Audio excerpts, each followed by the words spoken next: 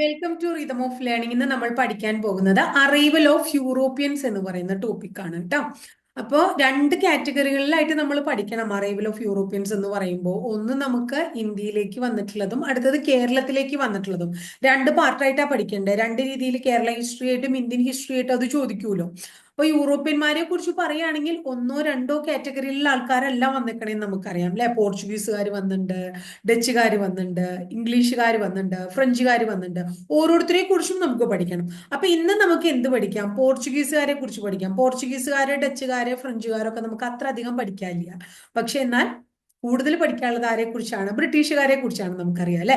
അപ്പൊ ഇന്ന് നമ്മൾ പഠിക്കാൻ പോകുന്നത് അറൈവൽ ഓഫ് യൂറോപ്യൻസില് പോർച്ചുഗീസുകാരെ കേരളത്തിൽ വന്നിട്ടുള്ളതും കേരളത്തിൽ വന്നിട്ടുള്ള വൈസ്രോയിമാരെ കുറിച്ചും അവർ കേരളത്തിൽ എന്തൊക്കെ ധാരണാപത്രങ്ങളിൽ അല്ലെങ്കിൽ ഉടമ്പടികളിൽ ഒപ്പുവെച്ചു എന്നുള്ളതും അല്ലെ, ആരൊക്കെ ആയിട്ടാണ് ഒപ്പുവെച്ചത്, എന്നാ ഇവിടുന്ന് പോയെന്നുള്ളതും അങ്ങനെയുള്ള കാര്യങ്ങൾ കുറച്ച് ചുരുക്കി നമുക്ക് കാര്യങ്ങൾ, അതായത് പരീക്ഷയ്ക്ക് വരുന്നതും ഇമ്പോർട്ടന്റ് ആയിട്ടുള്ളതും മസ്റ്റ് ആയിട്ടും നിങ്ങൾ പഠിച്ചിരിക്കേണ്ടതുമായിട്ടുള്ള കാര്യങ്ങൾ NCERT പുസ്തകത്തിലുള്ളതടക്കമുള്ള കാര്യങ്ങൾ നമുക്ക് ഇന്നിവിടെ പഠിക്കാം കേട്ടോ. അപ്പോ നമുക്കറിയാം, കടൽ മാർഗം ഇന്ത്യയിൽ എത്തിയ ആദ്യത്തെ യൂറോപ്യന്മാരാര് എന്ന് ചോദിച്ചു കഴിഞ്ഞാൽ നമ്മൾ ആരുടെ പേരാ പറയേണ്ടത്? പോർച്ചുഗീസുകാരുടെ പേരാ പറയേണ്ടത്. ആദ്യമായിട്ട് കടൽ മാർഗം ഇന്ത്യയിൽ എത്തിയത് ആരാണ്? പോർച്ചുഗീസുകാരാണ്. ഈ പോർച്ചുഗീസുകാരെ നമ്മൾ പറങ്കികൾ എന്നാ വിളിക്കുക. ഇത് എപ്പോഴും പരീക്ഷയ്ക്ക് ചോദിക്കാറുള്ള ചോദ്യമാണ്. പറങ്കികൾ എന്നറിയപ്പെടുന്ന ആരാണ്? ആരാണ്? പോർച്ചുഗീസുകാരാണ്. അപ്പോ പോർച്ചുഗീസുകാരെ പറങ്കികൾ എന്ന് വിളിച്ചപ്പോ മൂന്നാല് വേറെ ഇങ്ങനെയുള്ള ചെറിയ കുറച്ച് പേരുകളും കൂടെ നമ്മളൊന്ന് നോക്കിയിട്ട് തിരിച്ചു വരാം. അതായത് പരന്ത്രീസുകാരാരാണ്? ഫ്രഞ്ചുകാരാണ് കേട്ടോ. ഇപ്പൊ ഫ്രഞ്ചുകാരെ എന്ത് വിളിക്കും? പരന്ത്രീസുകാരെന്ന് വിളിക്കും. ഡച്ചുകാരെ എന്ത് വിളിക്കും? നമ്മള് ലന്തക്കാർ എന്ന് വിളിക്കും. ഡച്ചുകാരെ എന്താ വിളിക്കുക? ലന്തക്കാർ എന്ന് വിളിക്കും. അതുപോലെ ബ്രിട്ടീഷുകാരും എന്ത് വിളിക്കും? വെള്ളക്കാരെന്ന് വിളിക്കും. ബ്രിട്ടീഷുകാർ വെള്ളക്കാരാണ്. ഇനി ഗ്രീക്കുകാരെ എന്താ വിളിക്കുക? യവനന്മാർ എന്ന് വിളിക്കും. ഗ്രീക്കുകാര് യവനന്മാരാണ്. ഇനി ഇംഗ്ലീഷുകാരെയോ ഷീമക്കാർ എന്ന് വിളിക്കും. ഇപ്പൊ ഇംഗ്ലീഷുകാർ ഷീമക്കാരാണ്. ഗ്രീക്കുകാരാരാണ്? യവനന്മാരാണ്. യവനപ്രിയ, കുരുമുളക് കേട്ടിട്ടുണ്ട് നമ്മൾ അല്ലെ. ബ്രിട്ടീഷുകാരാരാണ്? വെള്ളക്കാരാണ്. ഡച്ചുകാർ അല്ലെങ്കിൽ നെതർലൻഡ്സുകാരെ നമ്മൾ ലന്തക്കാരെന്ന് വിളിക്കും. ഫ്രഞ്ചുകാരെ പരന്ത്രീസുകാരെന്ന് വിളിക്കും. നമ്മൾ ഇപ്പൊ പഠിക്കാൻ പോകുന്ന ടോപ്പിക് പോർച്ചുഗീസുകാരെ കുറിച്ചാണ്. ഈ പോർച്ചുഗീസുകാരെ എന്ത് വിളിക്കുകയാണ്? പറങ്കികൾ എന്നാണ് വിളിക്കണേ. അപ്പൊ പറങ്കികൾ എന്നാണ് പോർച്ചുഗീസുകാർ അറിയപ്പെട്ടിരുന്നത്. അങ്ങനെ പോർച്ചുഗീസുകാര് ഇന്ത്യയില് വരികയാണ്. കടൽമാർഗം ഇന്ത്യയിൽ എത്തിയ ആദ്യത്തെ യൂറോപ്യന്മാരാണ്. ഇന്ത്യയിൽ ആധിപത്യം ഉറപ്പിച്ച യൂറോപ്യന്മാർ ഓർഡർ വൈസ് പറയുകയാണെങ്കിൽ നമ്മൾ ആദ്യം പോർച്ചുഗീസുകാർ വന്നു, പിന്നെ ഡച്ചുകാർ വന്നു, അതിനുശേഷം ബ്രിട്ടീഷുകാർ വന്നു, പിന്നെയാണ് ആര് വരുന്നത്? ഫ്രഞ്ചുകാർ വന്നത്. ആദ്യമായിട്ട് വന്നത് പോർച്ചുഗീസുകാരുടെ പോലെ അവസാനം ഇന്ത്യയിൽ നിന്ന് പോയത് ആരെന്ന് ചോദിച്ചു കഴിഞ്ഞാലും നമ്മൾ ആരുടെ പേര് തന്നെയാ പറയണ്ടേ? പോർച്ചുഗീസുകാരുടെ പേര് തന്നെയാ പറയണ്ടേ. അപ്പൊ അതും ഒന്ന് ഓർത്തു വയ്ക്കുക കേട്ടോ. അടുത്തത്, നമ്മൾ ഓരോരുത്തർ വന്നത് ആദ്യമായിട്ട് ഇവിടേക്ക് ആരാ വന്നേ, അങ്ങനെയുള്ള കാര്യങ്ങളെ കുറിച്ചൊക്കെയാണ് പറയുന്നത്. അപ്പൊ അതിൽ ആദ്യം വന്ന ആള് എല്ലാവർക്കും അറിയുന്നതാണ് അല്ലെ. കാപ്പാട് വന്നത് നമ്മുടെ വാസ്കോഡ ഗാമയാണെന്നൊക്കെ പറഞ്ഞ് നമ്മൾ ചെറിയ ക്ലാസ്സിലൊക്കെ, 7ാം ക്ലാസ്സിലൊക്കെ പഠിക്കുമ്പോൾ തന്നെ പഠിക്കുന്നുണ്ട്. അപ്പോ വാസ്കോഡ ഗാമ അങ്ങനെ കേരളത്തിൽ വന്നത് അല്ലെങ്കിൽ ഇന്ത്യയിൽ വന്നതിനെ കുറിച്ച് സർദാർ KM പണിക്കർ വിശേഷിപ്പിക്കുന്നത് എന്താണെന്നറിയാമോ? ഏഷ്യാ ചരിത്രത്തിലെ വാസ്കോഡ ഗാമയുടെ യുഗത്തിന്റെ തുടക്കം എന്നാണ് വാസ്കോഡ ഗാമയുടെ ആഗമനത്തെ സർദാർ KM പണിക്കർ വിശേഷിപ്പിച്ചത്. ഏഷ്യയുടെ ചരിത്രത്തിലെ വാസ്കോഡ ഗാമ യുഗത്തിന്റെ തുടക്കം എന്നാണ് വാസ്കോഡ ഗാമയുടെ കേരളത്തിലേക്കുള്ള അല്ലെങ്കിൽ ഇന്ത്യയിലേക്കുള്ള വരവിനെ സർദാർ KM പണിക്കർ വിശേഷിപ്പിക്കുന്നത്. അങ്ങനെ കടൽ മാർഗം ഇന്ത്യയിലെത്തിയ ആദ്യ യൂറോപ്യന്മാർ പോർച്ചുഗീസുകാരും ആദ്യ യൂറോപ്യൻ ആരാണ്? വാസ്കോഡ ഗാമയുമാണ്. അതായത് ഇദ്ദേഹത്തിന്റെ ഈ ഒരു വരവ്, അതായത് കേരളത്തിലേക്കുള്ള അല്ലെങ്കിൽ ഇന്ത്യയിലേക്കുള്ള വരവ് 5 നൂറ്റാണ്ടുകളോളം നീണ്ടുനിന്ന യൂറോപ്യൻ ആധിപത്യത്തിന്, ഇന്ത്യയിലെ യൂറോപ്യൻ ആധിപത്യത്തിന് തുടക്കം കുറിച്ചു. അപ്പൊ ആദ്യം വന്ന ആൾ ആരാണ്? കാല് വെച്ചത് വാസ്കോഡ ഗാമി അല്ലേ. അദ്ദേഹം വന്നതിന് ശേഷം ഏകദേശം 5 നൂറ്റാണ്ടുകളോളം ഇന്ത്യയിലെ യൂറോപ്യൻ ആധിപത്യം നിലനിൽക്കാൻ കാരണമായി. ഇനി ഇദ്ദേഹം എന്തിനു വേണ്ടിയിട്ടാ വന്നേ? ഇന്ത്യയിലേക്ക് ഒരു പുതിയ വാണിജ്യ മാർഗം കണ്ടുപിടിക്കുന്നതിനും മറ്റ് രാജ്യങ്ങളുമായുള്ള വാണിജ്യ ബന്ധം വികസിപ്പിക്കുന്നതിനും വേണ്ടി പോർച്ചുഗീസ് രാജാവായ ഡോം മാനുവൽ ഒന്നാമനാണ് വാസ്കോഡ ഗാമയെ ഇന്ത്യയിലേക്ക് പറഞ്ഞുവിടുന്നത്. മനസ്സിലാവുണ്ടോ? അതായത് പുതിയൊരു വാണിജ്യ മാർഗം കണ്ടുപിടിക്കുക ഇന്ത്യയിലേക്ക്, കൂടാതെ മറ്റു രാജ്യങ്ങളും ഒക്കെ ആയിട്ട് നല്ലൊരു ഇൻഡസ്ട്രിയൽ റിലേഷൻ കൊണ്ടുവരിക എന്നുള്ള ഉദ്ദേശത്തോടുകൂടിയൊക്കെ മാനുവൽ രാജാവ് പറഞ്ഞു വിട്ടതാണ് അങ്ങനെ കേപ്പ് ഓഫ് ഗുഡ് ഹോപ്പ് വഴി കേരളത്തിൽ എത്തിച്ചേർന്ന ആദ്യത്തെ യൂറോപ്യൻ ശക്തിയായി പോർച്ചുഗീസുകാർ മാറുകയാണ്.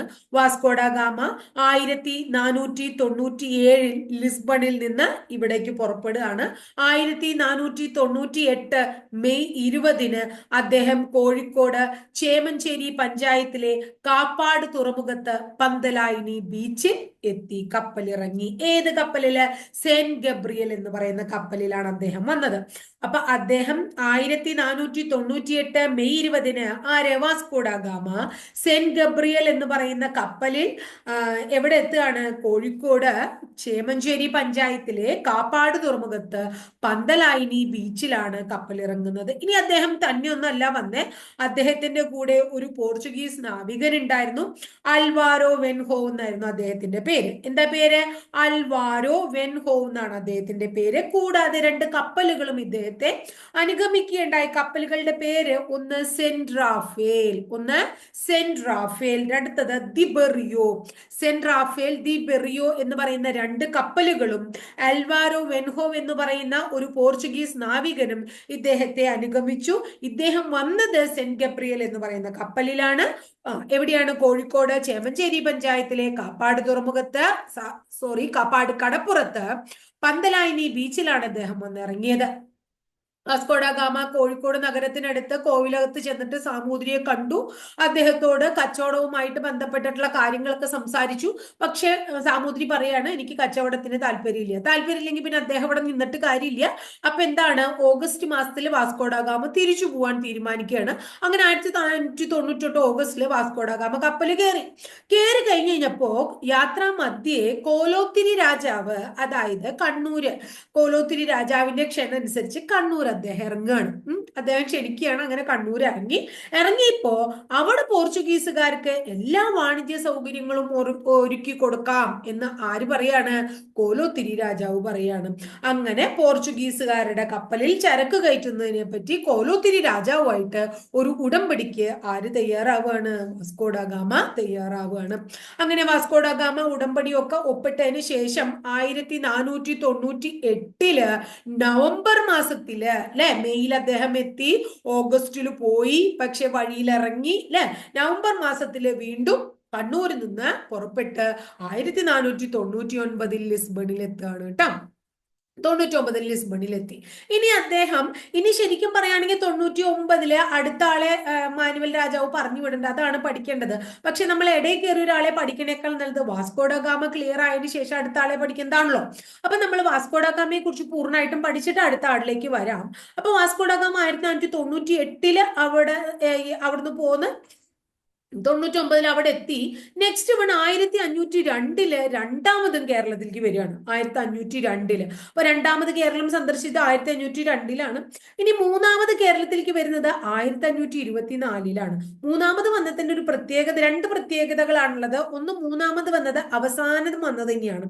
പിന്നെ അദ്ദേഹം വരണ്ടി വന്നിട്ടില്ല, കാരണം ഇവിടെ വെച്ച് അദ്ദേഹം മരിക്കുകയാണ്. ഇനി മൂന്നാമത് വന്നപ്പോ ഒരു പ്രത്യേകതയും കൂടി ഉണ്ട്. പോർച്ചുഗീസ് വൈസ്രോയി ആയിട്ടാണ് അദ്ദേഹം കേരളത്തിൽ വന്നത്. അപ്പൊ കേരളത്തില് അവസാനമായിട്ടും മൂന്നാമതായിട്ടും വന്നത് 1524 വന്നത് പോർച്ചുഗീസ് വൈസ്രോയി ആയിട്ടാണ് വാസ്കോഡ ഗാമ വരുന്നത്. 1524 വന്ന് ഡിസംബർ 24 ക്രിസ്മസിന്റെ തലേദിവസം ഇവിടെ വെച്ച് മരണം സംഭവിക്കുകയാണ്. അദ്ദേഹം മരിക്കുന്നു. മരിച്ചപ്പോൾ നമ്മൾ കൊച്ചിയിലെ സെന്റ് ഫ്രാൻസിസ് ചർച്ചിൽ അദ്ദേഹത്തെ അടക്കം ചെയ്യാണ്. പോർച്ചുഗീസുകാർ അടക്കം ചെയ്തു. അതിനുശേഷം 15 വർഷത്തോളം അദ്ദേഹത്തിന്റെ ഭൗതിക ശരീരം കൊച്ചിയിലെ സെന്റ് ഫ്രാൻസിസ് ചർച്ചിൽ ഉണ്ടായിരുന്നു. 1539 ആയപ്പോൾ പോർച്ചുഗലിലേക്ക് തിരിച്ചവർ കൊണ്ടുപോവുകയും ചെയ്തു. അതായത് കൊച്ചിയിൽ നിന്ന് ഇദ്ദേഹത്തിന്റെ ഭൗതിക ശരീരം പോർച്ചുഗലിലേക്ക് എന്ന് കൊണ്ടുപോയി? 1539 അവർ കൊണ്ടുപോവാണ് കേട്ടോ. ഇനി ഇപ്പൊ ഭൗതിക അവശിഷ്ടം എവിടെയാ സ്ഥിതി ചെയ്യുന്നത്? ജെറോണിമസ് കത്തീഡ്രൽ. എവിടെയാണ്? ജെറോണിമസ് കത്തീഡ്രൽ എവിടെയാ സ്ഥലം? ലിസ്ബണിലേക്ക് കൊണ്ടുപോയി എന്ന് പറഞ്ഞല്ലോ. ലിസ്ബണിലെ ജെറോണിമസ് കത്തീഡ്രലിൽ അദ്ദേഹത്തിന്റെ ഭൗതിക ശരീരം ഇപ്പൊ കാണപ്പെടുന്നു. ഇനി ഗോവയില് വാസ്കോഡ ഗാമ എന്ന് പറഞ്ഞിട്ടുള്ള ഒരു സ്ഥലമുണ്ട്. അപ്പൊ ഇന്ത്യയിൽ എവിടെയാ വാസ്കോഡ ഗാമ എന്ന് പറഞ്ഞൊരു സ്ഥലം? നമ്മൾ സിനിമ കണ്ടുണ്ട് മോഹൻലാലിന്റെ അല്ലെ? അതുപോലെ തന്നെ വാസ്കോഡ ഗാമ എന്ന് പറഞ്ഞൊരു സ്ഥലമുണ്ട് ഗോവയിൽ കേട്ടോ, അത് ഓർക്കണം. അതുപോലെ തന്നെ അഡ്മിറൽ ഓഫ് ഇന്ത്യൻ ഓഷ്യൻ എന്ന് വാസ്കോഡ ഗാമയെ ആര് വിശേഷിപ്പിക്കേണ്ട? വിശേഷിപ്പിക്കുകയുണ്ടായി, മാനുവൽ രാജാവ് വിശേഷിപ്പിക്കുകയുണ്ടായി. അപ്പൊ ഇന്ത്യൻ മഹാസമുദ്രത്തിലെ സേനാധിപതി അഡ്മിറൽ ഓഫ് ഇന്ത്യൻ ഓഷ്യൻ എന്ന് വാസ്കോഡഗാമയെ വിശേഷിപ്പിച്ചത് ആരാണ്? മാനുവൽ രാജാവാണ്. അപ്പൊ ഇതോടുകൂടി വാസ്കോഡഗാമ എന്ന അധ്യായം ഇവിടെ തീരാണ്. ഇനി നമ്മൾ പറഞ്ഞു 1498 ഇവിടുന്ന് പോയിട്ട് 99 വാസ്കോഡഗാമ അവിടെ എത്തിയല്ലോ. 99 വാസ്കോഡഗാമ അവിടെ എത്തിയപ്പോ 1500 അൽവാരിസ് കബ്രാൾ എന്ന് പറയുന്ന ഒരു പോർച്ചുഗീസ് പ്രതിനിധിയെ വീണ്ടും മാനുവൽ രാജാവ്, പോർച്ചുഗീസ് രാജാവ് എങ്ങോട്ട് അയക്കുകയാണ്? കേരളത്തിലേക്ക് അയക്കുകയാണ്, അല്ലെങ്കിൽ ഇന്ത്യയിലേക്ക് അയക്കുകയാണ് കേട്ടോ. ഇനി അപ്പോ ഇവിടെ വന്നു കഴിഞ്ഞപ്പോ സാമൂതിരിയുടെ മനസ്സ് മാറി. ഈ കബ്രാളിന്റെ പ്രതിനിധി കബ്രാളിന്റെ പ്രതിനിധി ഐറസ് കൊറിയയുമായി സാമൂതിരി ഒരു ധാരണാപത്രം എന്ന് പറഞ്ഞിട്ടുണ്ടെങ്കിൽ കോൺട്രാക്ട്, അത് സൈൻ ചെയ്ത് അങ്ങനെ പോർച്ചുഗീസുകാരുമായിട്ട് വ്യാപാര ബന്ധം നടത്താവുന്നൊരു ധാരണയൊക്കെ ആയി. ഇനി കൊച്ചിയിൽ ഒരു വ്യാപാരശാല നിർമ്മിക്കാൻ കൊച്ചി രാജാവ് ഇവർക്ക് അനുവാദം കൊടുക്കുകയും ചെയ്തു. അങ്ങനെ ഒരു അനുവാദം കൂടി ഇവർക്ക് കിട്ടി. അപ്പൊ കോഴിക്കോട് മാത്രമല്ല കൊച്ചിയിലും കിട്ടി. ഇനി വാസ്കോഡഗാമയ്ക്കും കബ്രാളിനും ശേഷം ഇന്ത്യയിലേക്ക് മൂന്നാമതൊരു വ്യക്തി വരികയുണ്ടായി. അദ്ദേഹത്തിന്റെ പേര് ജാവോ ഡാനോവ മൂന്നാമത് വന്നത്. അപ്പോ ആര് വന്നു എന്ന് പറഞ്ഞു നമ്മൾ ആദ്യം? ഇത് പ്രതിനിധിയാണ്. വൈസ്രോയിമാരെന്നുള്ള ലേബലിൽ നിന്ന് മാറി കച്ചവട പ്രതിനിധികൾ എന്നുള്ള ലേബലാണ് നമ്മൾ ഇവിടെ പറയണേ കേട്ടോ. ആദ്യം എന്താ പറയാ, വാസ്കോഡഗാമയെ പറഞ്ഞയച്ചു, പിന്നെ അൽവാരിസ് കബ്രാളിനെ പറഞ്ഞയച്ചു, ജാവോ ഡാനോവെ പറഞ്ഞയച്ചു. ഇനി പോർച്ചുഗീസുകാർ ഇവിടെ കോട്ടയം അങ്ങനെ ഓരോന്നൊക്കെ ആയിട്ട് ഇവിടെ ആധിപത്യം സ്ഥാപിച്ചു. അപ്പൊ സ്ഥാപിച്ചു കഴിഞ്ഞപ്പോ ഓരോരോ വൈസ്രോയിമാരെ ഇവിടെ അപ്പോയിന്റ് ചെയ്യാണ് ഇന്ത്യയിൽ. അങ്ങനെ ഇന്ത്യയിൽ ആദ്യത്തെ പോർച്ചുഗീസ് വൈസ്രോയി ആയിട്ട് അപ്പോയിന്റ് ചെയ്യണത് ഫ്രാൻസിസ്കോ ഡി അൽമേഡ എന്ന് പറയുന്ന വ്യക്തിയെയാണ് 1505. അപ്പൊ 1505 ഇന്ത്യയിലെ ആദ്യത്തെ പോർച്ചുഗീസ് വൈസ്രോയി ആയത് ഫ്രാൻസിസ്കോ ഡി അൽമേഡ. അദ്ദേഹത്തിന്റെ വളരെ ഇമ്പോർട്ടന്റ് ആയിട്ടുള്ള ഒരു പോളിസിയാണ് ബ്ലൂ വാട്ടർ പോളിസി അഥവാ നീല ജലനയം. ആരുടെ?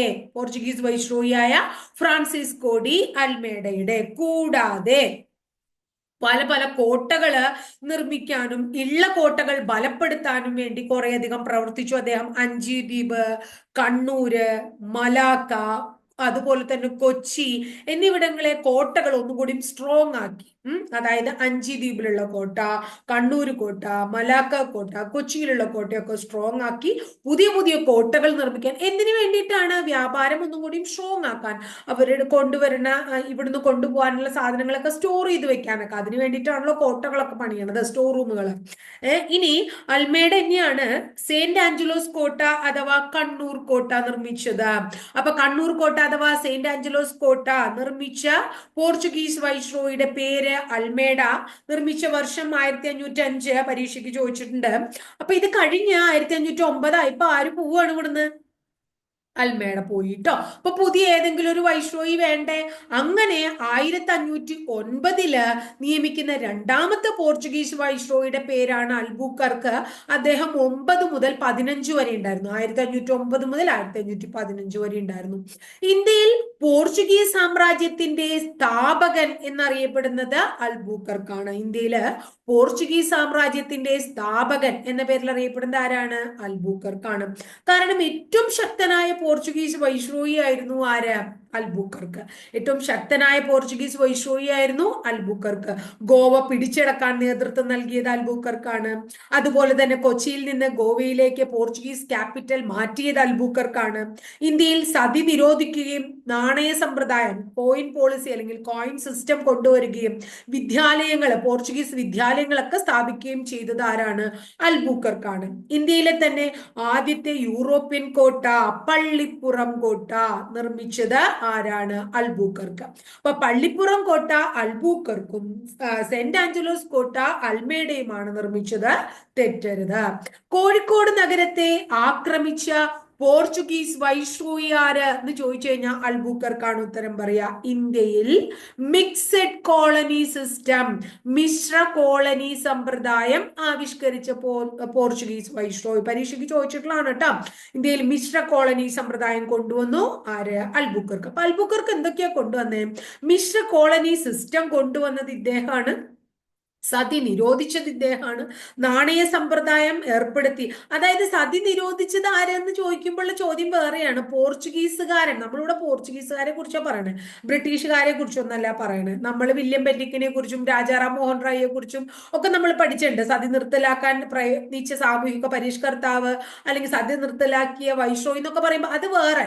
ഇവിടെ പോർച്ചുഗീസുകാരനാണ്. ഇന്ത്യയിൽ സതി നിരോധിച്ച പോർച്ചുഗീസുകാരൻ, നാണയ സമ്പ്രദായം കൊണ്ടുവന്ന പോർച്ചുഗീസ് വൈസ്രോയി, വിദ്യാലയങ്ങൾ സ്ഥാപിച്ച പോർച്ചുഗീസ് വൈസ്രോയ്, കൊച്ചിയിൽ നിന്ന് ഗോവയിലേക്ക് പോർച്ചുഗീസ് തലസ്ഥാനം മാറ്റിയ പോർച്ചുഗീസ് വൈസ്രോയ്, ഗോവ പിടിച്ചെടുക്കാൻ നേതൃത്വം നൽകിയ പോർച്ചുഗീസ് വൈസ്രോയ്, കോഴിക്കോട് ആക്രമിച്ച പോർച്ചുഗീസ് വൈസ്രോയ്, ഇന്ത്യയിലെ ആദ്യത്തെ യൂറോപ്യൻ കോട്ടയായ പള്ളിപ്പുറം കോട്ട സ്ഥാപിച്ച പോർച്ചുഗീസ് വൈസ്രോയ്, ഇന്ത്യയിൽ മിക്സഡ് കോളനി സിസ്റ്റം അഥവാ മിശ്ര കോളനി വ്യവസ്ഥ കൊണ്ടുവന്ന പോർച്ചുഗീസ് വൈസ്രോയ്, ഇന്ത്യയിലെ ശക്തനായ പോർച്ചുഗീസ് വൈസ്രോയ് ഒക്കെ 1509 നിയമിതനായി 1515 വരെ വൈസ്രോയി ആയി തുടർന്ന ആരാണ്? അൽബുക്കർക്കാണ്. അപ്പൊ ഇത്രയും കുറെ കാര്യങ്ങളൊക്കെ ചെയ്തതിൽ നിന്ന് നമുക്ക് മനസ്സിലായി ശക്തനാണ്. പ്ലസ് ഇന്ത്യയിൽ പോർച്ചുഗീസ് സാമ്രാജ്യത്തിന്റെ സ്ഥാപകൻ എന്നും ആരെ വിളിക്കാം?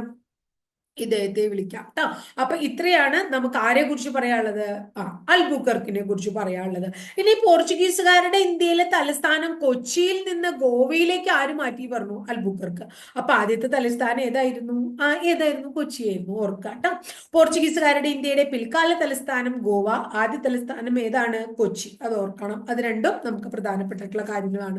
ഇനി അടുത്തത് പോർച്ചുഗീസ് സാമ്രാജ്യത്തെ കുറിച്ച് പറയുമ്പോൾ പോർച്ചുഗീസില് അവര് ഇപ്പൊ ബ്രിട്ടീഷ് ഈസ്റ്റ് ഇന്ത്യ കമ്പനിയുടെ പോലെ തന്നെ പോർച്ചുഗീസ് ഈസ്റ്റ് ഇന്ത്യ കമ്പനി എന്ന് പറയുന്ന ഒരു കമ്പനി നമ്മുടെ ഇവിടെ സ്ഥാപിക്കുകയാണ്. ഇന്ത്യയിൽ 1628 അവരത് സ്ഥാപിക്കുന്നത്.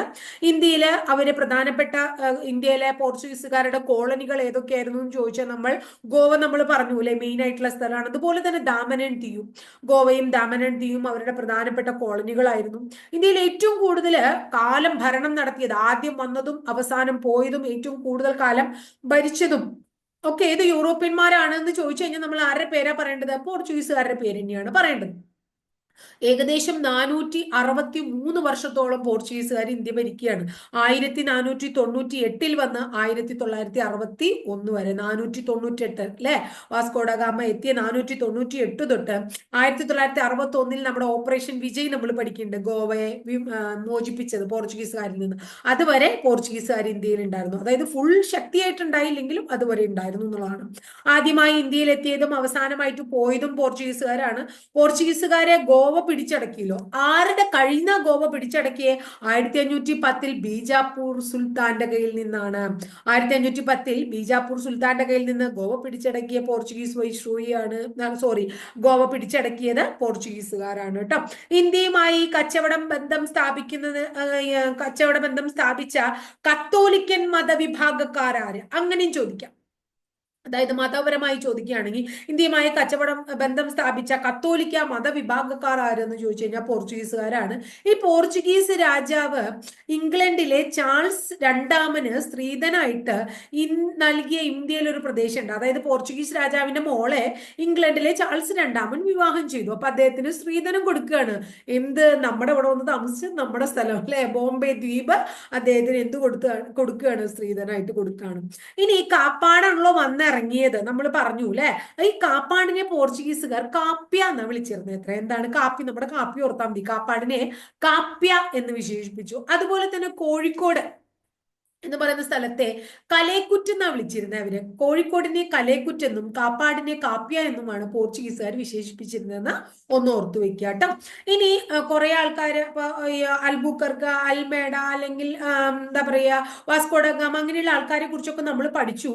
ഏറ്റവും അവസാനം പോർച്ചുഗീസുകാരനായിട്ടുള്ള ഒരു ഗവർണർ ജനറൽ ഇന്ത്യയില്, അതായത് 61 ഇവരിവിടെ വിട്ടുപോയിപ്പോ ആരായിരുന്നു? Antonio വാസിലോ E Silva. Antonio വാസിലോ E Silva ആയിരുന്നു ഇന്ത്യയിൽ നിന്ന് പോർച്ചുഗീസുകാർ വിട്ടുപോകുമ്പോൾ പോർച്ചുഗീസ് ഗവർണർ ജനറൽ കേട്ടോ. ഇനി അടുത്തത് പോർച്ചുഗീസുകാരിൽ നിന്നും ഗോവ വിമോചനം നടത്തിയ നമുക്ക് എല്ലാവർക്കും അറിയുന്നതാണ് 1961 ഡിസംബർ 19. ഡിസംബർ 24 സമയം ഓർക്കുക. നമ്മൾ ഡിസംബർ 24 പറഞ്ഞത് 1524 ഡിസംബർ 24 നമ്മുടെ ആര് മരിക്കുകയാണ്? വാസ്കോഡ ഗാമ മരിക്കുക. അതൊന്ന് ഓർത്ത് വെക്കണം കേട്ടോ. 1961 ഡിസംബർ 19 ഗോവയെ മോചിപ്പിച്ചു. മോചിപ്പിച്ച സൈനിക നീക്കത്തിന് നമ്മൾ ഓപ്പറേഷൻ വിജയ് എന്ന് വിളിക്കുന്നു. അത് ഒരു ഗോവയിലെ ഈ സൈനിക നീക്കത്തെ പോലീസ് ആക്ഷൻ, ഈ ഓപ്പറേഷനെ പോലീസ് ആക്ഷൻ എന്ന് വിശേഷിപ്പിച്ചത് VK കൃഷ്ണമേനോൻ. അന്നത്തെ പ്രതിരോധ മന്ത്രിയായ VK കൃഷ്ണമേനോൻ ഈ പോലീസ് ഓപ്പറേഷനെ പോലീസ് ആക്ഷൻ എന്നാണ് വിശേഷിപ്പിച്ചത്. എന്താണ്? സൈനിക നടപടിയെ പോലീസ് ആക്ഷൻ എന്ന് വിശേഷിപ്പിച്ചത് VK കൃഷ്ണമേനോനാണ്. അപ്പോൾ നമ്മള് പോർച്ചുഗീസ് സാമ്രാജ്യം വന്ന് അവര് ഇവിടുന്ന് പോയ വരെയുള്ള കഥകളാണ് നമ്മൾ പറഞ്ഞത്. ഇനി അടുത്തത് കൊച്ചി കോഴിക്കോട് യുദ്ധങ്ങളൊക്കെ പോർച്ചുഗീസുകാർ ഇവിടെ വന്നിട്ടുണ്ടായി. അതൊന്ന് ഓർത്തു വെക്കുക. കൊച്ചി രാജാവിനും പോർച്ചുഗീസുകാർക്കും തമ്മിൽ വളർന്നു വന്ന സൗഹൃദം. അതായത് കോഴിക്കോടായിരുന്നു ആദ്യം വന്നിറങ്ങിയത്. കോഴിക്കോട് സ്ഥലം തരുമെന്ന് ചോദിച്ചപ്പോ, അല്ലെങ്കിൽ കോട്ട കെട്ടാൻ പറ്റുമോ, അല്ലെങ്കിൽ എന്താ പറയുന്നത്, ഞങ്ങൾക്ക് വ്യാപാരം നടത്താൻ പറ്റുമോ എന്നൊക്കെ ചോദിച്ചപ്പോ സാമൂതിരി താല്പര്യപ്പെട്ടില്ല. അപ്പോഴാണ് നമ്മുടെ കണ്ണൂരുള്ള ആളും കൊച്ചിയിലുള്ള ആളൊക്കെ ഇവരെ സ്വീകരിച്ചത്. അപ്പൊ ഈ കൊച്ചി രാജാവും പോർച്ചുഗീസുകാരും തമ്മിൽ വളർന്നു വന്ന സൗഹൃദം ആർക്കും അങ്ങോട്ട് പിടിച്ചില്ല? സാമൂതിരിക്ക്, കോഴിക്കോട്ടെ സാമൂതിരിക്ക് അത്രയ്ക്ക് അങ്ങോട്ട് ഇഷ്ടപ്പെട്ടില്ല. അപ്പൊ എല്ലാ പോർച്ചുഗീസുകാരെയും കൊച്ചിയിൽ നിന്ന് പറഞ്ഞയക്കണമെന്ന് ആര് വിചാരിക്കുകയാണ്? സാമൂതിരി വിചാരിക്കുകയാണ്. എന്നിട്ട് കൊച്ചി രാജാവിനോട് ഒരു സന്ദേശം അയക്കുകയാണ്, നിങ്ങൾ എല്ലാവരെയും പോർച്ചുഗീസുകാരെ മുഴുവൻ ഇവിടുന്ന് പറഞ്ഞു വിട്ടോളൂ. പക്ഷെ കൊച്ചി രാജാവിന് ഈ കോഴിക്കോട് സാമൂതിരിയുടെ ഈ സന്ദേശം അത്രയ്ക്ക് അങ്ങോട്ട് പിടിച്ചില്ല. അപ്പൊ അദ്ദേഹം താല്പര്യപ്പെട്ടില്ല, അല്ലെങ്കിൽ അദ്ദേഹം പറഞ്ഞയച്ചില്ല. അപ്പോ കോഴിക്കോട് സൈന്യം കൊച്ചിയിലേക്ക് 1503 കോഴിക്കോട് നിന്നൊരു സൈന്യം കൊച്ചിയിലേക്ക് പോവാണ്. എന്തിനു വേണ്ടിയിട്ട്? യുദ്ധത്തിന് വേണ്ടിയിട്ട്. പോർച്ചുഗീസുകാർ അവിടുന്ന് പറഞ്ഞേക്കാൻ. തുടർന്നുള്ള യുദ്ധത്തിൽ കൊച്ചിയിലെ 3 രാജാക്കന്മാർ മരിക്കുകയാണ്. യുദ്ധത്തെ തുടർന്ന് കൊച്ചി രാജാവ് എളങ്ങന്നുപുഴ എന്ന് പറയുന്ന ഒരു ക്ഷേത്രമുണ്ട്. ആ ക്ഷേത്രത്തില് അഭയം തേടാണ്. അതേ കാലഘട്ടത്തിൽ കൊച്ചിയിലെത്തിയ പോർച്ചുഗീസ് നാവികന്റെ അതായത് ഫ്രാൻസിസ്കോ അൽബുക്കർക്കിന്റെ നേതൃത്വത്തില് കോഴിക്കോട് സാമൂതിരിയുമായിട്ട് നല്ലൊരു യുദ്ധമൊക്കെ, അതായത് അവര് നേതൃത്വം നൽകി ഈ യുദ്ധത്തിന്. ഇനി ഫ്രാൻസിസ്കോ അൽബുക്കർക്ക് കൊച്ചിയിൽ 1503 എത്തിയിട്ടുണ്ടായിരുന്നു. അപ്പൊ അവരുമായിട്ട് മാർച്ചിലാണ് യുദ്ധം തുടങ്ങിയത് കേട്ടോ. പോർച്ചുഗീസ് സൈന്യത്തിന്റെ വരവോടുകൂടി കോഴിക്കോടുകാർക്ക് അവിടെ നിൽക്കാൻ പറ്റിയില്ല. പോർച്ചുഗീസുകാർ കുറച്ച് സ്ട്രോങ് ആയിരുന്നു. അപ്പൊ അൽബുക്കർക്ക് അവരെ പറഞ്ഞു വിട്ടു, അല്ലെങ്കിൽ അൽബുക്കർക്ക് അവിടെ രക്ഷ നേടി. അപ്പൊ എന്താ ഉണ്ടായിച്ചാ, ഇത് ഈ കൊച്ചി കോഴിക്കോട് യുദ്ധം ഒരു കാര്യം നിങ്ങൾ ഓർക്കൊണ്ടു. അതായത് കൊച്ചിക്കാര് അല്ലെങ്കിൽ കൊച്ചിയിലെ രാജാക്കന്മാര് നമ്മുടെ പോർച്ചുഗീസുകാരെ അവിടെ കയറ്റി താമസിപ്പിച്ചത്, അല്ലെങ്കിൽ അവർക്ക് വ്യാപാര ബന്ധത്തിനുള്ള അനുമതിയൊക്കെ കൊടുത്തത് ആർക്ക് ഇഷ്ടമായില്ലേ? സാമൂതിരിക്ക് ഇഷ്ടമായില്ലേ? അപ്പൊ സാമൂതിരി 1503 കുറച്ച് സൈന്യവുമായിട്ട് കൊച്ചിയിൽ ആദ്യം തന്നെ ഒരു സന്ദേശം അയച്ചു, പോർച്ചുഗീസുകാരെ പറഞ്ഞു വയ്ക്കൂ. അപ്പൊ ഇവര് പറഞ്ഞയക്കാൻ തയ്യാറായില്ല. അപ്പൊ എന്തുണ്ടായിച്ചിട്ടുണ്ടെങ്കിൽ അടുത്തത് പറഞ്ഞയക്കാൻ തയ്യാറാവാത്ത സന്ദർഭത്തിൽ എന്തുണ്ടായിച്ചിട്ടുണ്ടെങ്കിൽ ഇദ്ദേഹം എന്നാ ശരി, പറഞ്ഞയക്കാൻ തയ്യാറല്ലോ, അപ്പൊ നമ്മൾ എന്ത് ചെയ്യാം, യുദ്ധത്തിന് തന്നെ പോവാം എന്നുള്ള രീതിയിൽ യുദ്ധത്തിന് ഏർപ്പെടുകയാണ് കേട്ടോ. അപ്പൊ യുദ്ധത്തിന് പോകുമ്പോൾ 1503 യുദ്ധത്തിന് പോയി 3 കൊച്ചി രാജാക്കന്മാരാണ് അവിടെ മരിക്കണത് യുദ്ധത്തിൽ. ഒന്ന് ആലോചിച്ച് നോക്കും, 3 പേരെ ഇവർ കൊല്ലുകയാണ്. അതായത് പോർച്ചുഗീസുകാരെ കൊല്ലാൻ വേണ്ടിയിട്ടാണ് പോയത്, പക്ഷെ മരിക്കുന്നത് ആരാണെന്നാ പറയുന്നത്? 3 കൊച്ചിയിലുള്ള 3 രാജാക്കന്മാരാണ് മരിക്കുന്നത്. അങ്ങനെ അവസാനം ഒരു രാജാവ് എളങ്ങന്നൂപ്പുഴ എന്ന് പറയുന്ന ക്ഷേത്രത്തില് അഭയമൊക്കെ പ്രാപിക്കേണ്ടായി. അദ്ദേഹം അവിടെ അഭയം പ്രാപിക്കുക ചെയ്തത്. അതിനുശേഷം എന്തുണ്ടായിട്ടുണ്ടെങ്കിൽ അൽബുക്കർക്ക് കൊച്ചിയിലേക്ക് വരികയാണ്. അപ്പൊ അൽബുക്കർക്ക് ആരെ തോൽപ്പിക്കുകയാണ്? നമ്മുടെ കോഴിക്കോട് സാമൂതിരിയെ തോൽപ്പിച്ചു. അപ്പൊ കോഴിക്കോട് സാമൂതിരിക്ക് അവിടെ പിടിച്ചു നിൽക്കാൻ പറ്റാണ്ടായി. ഇപ്പൊ സാമൂതിരി പോവാണ്. അപ്പൊ ഇത്രയാണ് ആ യുദ്ധത്തെ കുറിച്ചൊന്ന് ഓർക്കാനുള്ളത്. ഇനി അടുത്തത് നമുക്ക് കുഞ്ഞാലി മരക്കാർ എന്ന് പറയുന്ന ഒരു ടോപ്പിക്കാണ്. അപ്പൊ കുഞ്ഞാലി മരക്കാരെ കുറിച്ച് പറയുകയാണെങ്കിൽ സാമൂതിരിയുടെ കുഞ്ഞാലി മരക്കാരും കൂടെ പഠിച്ചു കഴിയുമ്പോൾ ശരിക്കും നമ്മുടെ ഈ ഒരു ടോപ്പിക് കൂടെ തീരും. ഏത് ടോപ്പിക് എന്ന് പറയുന്നത്? നമ്മുടെ ഈ പോർച്ചുഗീസുകാർ എന്ന് പറയുന്ന ടോപ്പിക്. അപ്പൊ അത് ഒരു ദിവസത്തേക്ക് ഇനി വെക്കേണ്ടെന്ന് വെച്ചിട്ടാണ്. ശരിക്കും കുഞ്ഞാലി 1-മൻ 2-മൻ 3-മൻ 4-മൻ 4 കുഞ്ഞാലി മരക്കാന്മാരുണ്ട്. നമ്മൾ കുഞ്ഞാലി മരക്കാർ സിനിമയൊക്കെ കണ്ടിട്ടുണ്ട് അല്ലെ? അപ്പോ ഈ സാമൂതിരിയുടെ നാവിക സൈന്യത്തിന്റെ മേധാവിയാണ് കുഞ്ഞാലി മരക്കാർ എന്ന് പറയുന്ന മരക്കാർ എന്ന് പറയുന്ന സ്ഥാനപ്പേര് ആരാ കൊടുത്തേ? സാമൂതിരി കൊടുത്ത സ്ഥാനപ്പേരാണ്. കുഞ്ഞാലി മരക്കാരുടെ ആസ്ഥാനം, മരക്കാന്മാരുടെ ആസ്ഥാനം എവിടെയായിരുന്നു എന്ന് ചോദിച്ചാൽ പുതുപ്പണം കോട്ട, കോട്ടക്കൽ പുതുപ്പണം കോട്ടയാണ് അവരുടെ ആസ്ഥാനം. അപ്പോ 4 കുഞ്ഞാലി മരക്കാരുണ്ടായിരുന്നു എന്ന് പറഞ്ഞു. ഒന്നാമത്തെ കുഞ്ഞാലി മരക്കാർ കുട്ടി അഹമ്മദ് അലി. ഒന്നാമത്തെ ആളുടെ പേര് കുട്ടി അഹമ്മദ് അലി. രണ്ടാമത്തെ ആള് കുട്ടി പോക്കർ അലി. അപ്പൊ ആദ്യത്തെ ആള് കുട്ടി അഹമ്മദ് അലി, രണ്ടാമത്തെ ആള് കുട്ടി പോക്കർ അലി, മൂന്നാമത്തെ ആള് പാട്ടുമരക്കാർ. ആരാണ്? പാട്ടുമരക്കാർ. നാലാമത്തെ ആള് മുഹമ്മദ് അലി മരക്കാർ. അങ്ങനെ 4 മരക്കാന്മാരാണ് 1, 2, 3, 4 പൊസിഷനിലുള്ളത്. അപ്പോ ഇനി അടുത്തത് കുട്ടി അഹമ്മദ് അലിയുടെ സമരതന്ത്രത്തെ, അതായത് ഒന്നാമത്തെ കുഞ്ഞാലി മരക്കാരുടെ സമരതന്ത്രത്തെ അടച്ചിട്ട് കടന്നു കളയുക എന്ന് വിളിക്കുന്നത്. അപ്പൊ നമ്മള് ഒളിപ്പോര്, ഗൊറില്ല യുദ്ധമുറ അങ്ങനെയൊക്കെ നമ്മൾ പഠിച്ചിട്ടില്ലേ? അതുപോലെ തന്നെ അടച്ചിട്ട് കടന്നു കളയുക എന്ന് പറയുന്ന സമരതന്ത്രം ആരുടെയാണ്? ഒന്നാമത്തെ കുഞ്ഞാലി മരക്കാർ ഒന്നാമന്റെ സമരതന്ത്രമാണ്, അല്ലെങ്കിൽ കുട്ടി അഹമ്മദ് അലിയുടെ സമരതന്ത്രമാണ്. അതൊന്ന് ഓർത്തു വെക്കണം കേട്ടോ. ഇനി അടുത്തത് 1528 പോർച്ചുഗീസുകാരുടെ നാവികപ്പട എന്താ പറയുന്നത്, കുട്ടിയലിയെ തടവിലാക്കിട്ടോ. അപ്പൊ കുട്ടിയലി ആരാണ്? ഒന്നാമത്തെ ആള്. അപ്പൊ കുട്ടിയലിയെ തടവിലാക്കി എന്ന് വെച്ചാലും സാമൂതിരി എന്താ പറയാ, പിൻവാങ്ങിയില്ല. സാമൂതിരി എന്താണ്, കുറച്ച് കുട്ടിയലിയുടെ ബന്ധുവായിട്ടുള്ള മരക്കാന്മാരെയും, അതുപോലെ തന്നെ കെയ്റോയിൽ ഒരു വ്യാപാരി ഉണ്ടായിരുന്നു, അദ്ദേഹത്തിന്റെ പേര് ആലി അബ്രഹാം ആണ്, അദ്ദേഹത്തെയും കുട്ടിയലിയുടെ മോനുണ്ടായിരുന്നു കുഞ്ഞാലി രണ്ടാം, ഇവരുടെയൊക്കെ നേതൃത്വത്തില് ഒരു സൈന്യത്തെ പുനഃസംഘടിപ്പിച്ച് ആരോട് തല്ലൂടാൻ പോവുകയാണ്, അല്ലെങ്കിൽ യുദ്ധത്തിന് പോവുകയാണ്, പോർച്ചുഗീസുകാരോട് യുദ്ധത്തിന് പോവുകയാണ്. അപ്പോ മരക്കാന്മാര് ഇത്രയും സ്ട്രോങ് ആയിട്ട് നിന്നപ്പോ പോർച്ചുഗീസിന്റെ വാണിജ്യം അവിടെ നിഷ്ഫലമായി. അവർക്ക് എന്താ പറയുന്നത്, ഈ മരക്കാന്മാരെയും അല്ലെങ്കിൽ സാമൂതിരിയും ആദ്യത്തെ ഘട്ടത്തിൽ അങ്ങോട്ട് തോൽപ്പിക്കാൻ പറ്റിയില്ല കേട്ടോ. ഇതേ തുടർന്ന് പോർച്ചുഗീസ് ഗവൺമെന്റ് എന്തുണ്ടായി, ഇവിടെ നമുക്ക് ഇനി വ്യാപാരം നടത്തണ്ടേ. അപ്പൊ 1529 ആയപ്പോ നുനോ ഡാ കുൻഹ എന്ന് പറയുന്ന ഒരു ഗവർണറെ എവിടെ നിയമിക്കുകയാണ്? ഒക്ടോബറിൽ നിയമിക്കുകയാണ്, കോഴിക്കോട്. നുനോ ഡാ കുൻഹ ട്ടാ. ഈ നുനോ ഡാ കുൻഹ എന്ന് പറയുന്ന ആള് ആ പോർച്ചുഗീസ് ഗവർണറാണ് ചാലിയങ്കോട്ട പണിതത്. അപ്പൊ ചാലിയങ്കോട്ട പണിതത് ആരാണ്? നുനോ ഡാ കുൻഹയാണ്. ഈ നുനോ ഡാ കുൻഹ എന്താണ്, ചാലിയങ്കോട്ട എന്തിനു വേണ്ടിയിട്ടാണ് പണിതത്?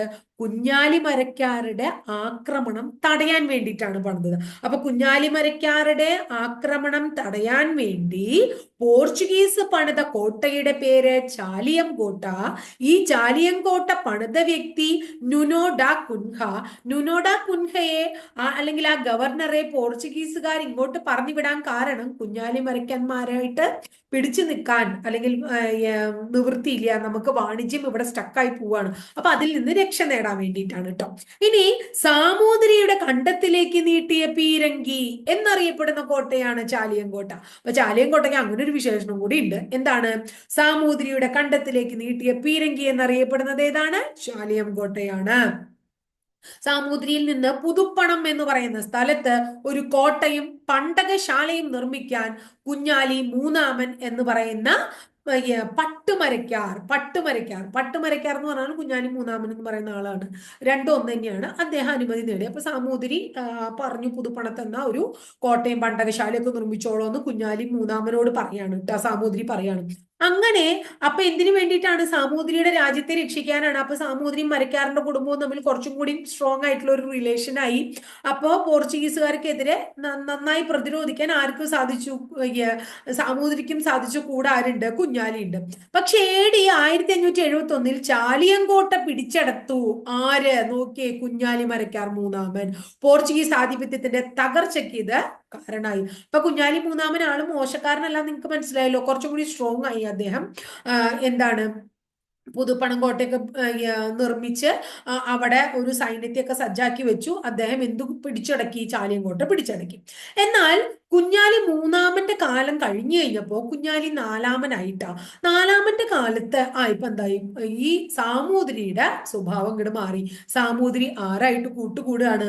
പോർച്ചുഗീസുകാരായിട്ട് ഒരു ധാരണയിൽ നിൽക്കുകയാണ്. അപ്പോ പൊന്നാനിയിൽ ഒരു ഫാക്ടറി സ്ഥാപിക്കാൻ പോർച്ചുഗീസുകാർക്ക് അനുമതി കൊടുത്തു. ഇത് കുഞ്ഞാലിക്ക് അത്രയ്ക്ക് അങ്ങനെ ഇഷ്ടമായില്ല. അതായത് എന്താ പറയുന്നത്, അവരെ ഇവിടുന്ന് പറഞ്ഞു വെക്കാൻ നോക്കുമ്പോ സാമൂതിരി ഇവിടെ പിടിച്ചു നിർത്തുകയാണല്ലോ ചെയ്യണേ. അപ്പോ പൊന്നാനിയിൽ ഒരു കോട്ടയൊക്കെ കെട്ടാൻ അനുമതിയൊക്കെ നൽകി. അപ്പൊ കുഞ്ഞാലി നാലാമനും സാമൂതിരിയും തമ്മിൽ മാനസികമായിട്ടൊരു അകൽച്ചയ്ക്ക് ഇത് കാരണമായി. അവസാനം കുഞ്ഞാലി നാലാമൻ സാമൂതിരിയുടെ മുന്നിൽ നിരുപാധികം കീഴടങ്ങി. പാവം കീഴടങ്ങിയപ്പോ ഇത്രയ്ക്ക് പ്രതീക്ഷയില്ല. കുഞ്ഞാലി നാലാമനെ തന്ത്രപൂർവ്വം പോർച്ചുഗീസുകാർക്ക് ആരും കൈമാറിയാണ് ചെയ്തത്? നമ്മുടെ സാമൂതിരി കൈമാറാണ്. അങ്ങനെ കുഞ്ഞാലി മരക്കാറ് നാലാമനെ പോർച്ചുഗീസുകാർ ഗോവയിൽ വെച്ച് 1600 വധിക്കുകയും ചെയ്തു കേട്ടോ. ഇന്ത്യ സമുദ്രത്തിലെ അധിപൻ, അതുപോലെ തന്നെ മുസ്ലിങ്ങളുടെ രാജാവ് എന്നീ സ്ഥാനപ്പേരുകളൊക്കെ ഈ കുഞ്ഞാലി നാലാമൻ ഉണ്ടായിരുന്നു. പക്ഷെ അദ്ദേഹത്തെ 1600 പോർച്ചുഗീസുകാർ വധിച്ചു. ഇതോടുകൂടി പോർച്ചുഗീസുകാർക്ക് സ്ട്രോങ് ആയി. പോർച്ചുഗീസുകാർ കോഴിക്കോട് ഭാഗം ഇല്ലെങ്കിൽ ആ ഭാഗം നിന്ന് ഇനിയിപ്പോ ആരും എതിർക്കാനില്ല. കാരണം ഓൾറെഡി എന്താ പറയുന്നത്, കണ്ണൂര് അല്ലെങ്കിൽ കൊച്ചി ഭാഗങ്ങളൊക്കെ പോർച്ചുഗീസുകാരായിട്ട് ധാരണാപത്രത്തിൽ ഉണ്ടായിരുന്നു. സാമൂതിരി മാത്രമേ ഇല്ലാണ്ടിരുന്നുണ്ടായിരുന്നുള്ളൂ.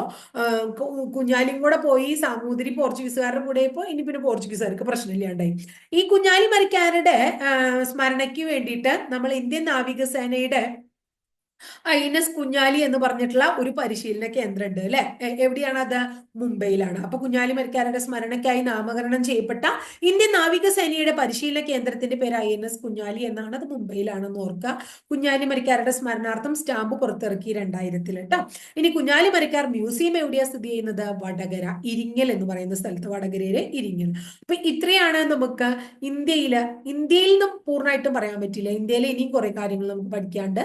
ഇത് കേരളത്തിൽ പോർച്ചുഗീസുകാർ വന്നതും ഇന്ത്യയിൽ നിന്ന് അവരെ പറഞ്ഞു വിട്ട ലാസ്റ്റ് ഒരു ഘട്ടം മാത്രമേ നമ്മൾ പറഞ്ഞുള്ളൂ. പിന്നെ കേരളത്തിൽ ആരൊക്കെയായിട്ട് സന്ധികളിൽ ഏർപ്പെട്ടു, ആരൊക്കെ നമ്മുടെ ഇവിടേക്ക് വന്നു തുടങ്ങിയ കാര്യങ്ങൾ വളരെ ഭംഗിയായിട്ട് നമ്മൾ പഠിക്കേണ്ടത്.